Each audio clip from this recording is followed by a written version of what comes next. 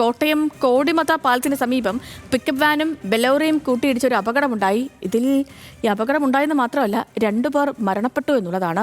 ബെലേറോയിൽ സഞ്ചരിച്ചിരുന്ന കൊല്ലാട് സ്വദേശികളായ ജയ്മോനും അർജുനും ഇവരാണ് മരിച്ചത്. പരിക്കേറ്റ 4 പേരിൽ ഒരാളുടെ നില ഗുരുതരമാണ്.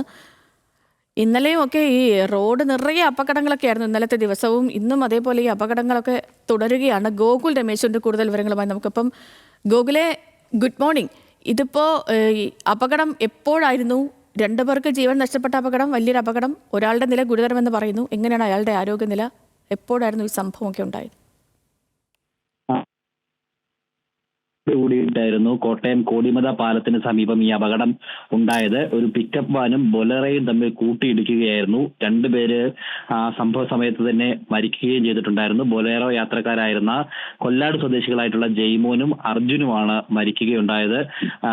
2 പേരുടെ നില അല്ലെങ്കിൽ 2 പേര് പരിക്കേറ്റ് ചികിത്സയിൽ തുടരുകയാണ്. ഇതിൽ ഒരാളുടെ നില അതീവ ഗുരുതരമാണ് എന്ന് നമുക്ക് മനസ്സിലാക്കാനായിട്ട് സാധിക്കുന്നു. പരിക്കേറ്റ 2 പേരും നിസാര പരിക്കുകളാണുള്ളതെന്നും നമുക്ക് മനസ്സിലാക്കാനായിട്ട് സാധിക്കുന്നുണ്ട്.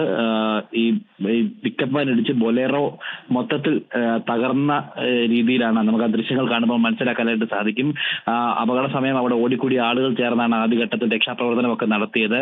ഈ ഫയർഫോഴ്സ് എത്തിക്കൊണ്ട് ഈ ബൊലേറോയുടെ ക്യാബിനടക്കം പൊളിച്ചു നീക്കിക്കൊണ്ടാണ് അപകടത്തിൽപ്പെട്ട അകത്തിരുന്ന ആളുകളെയൊക്കെ പുറത്തെടുത്തത്.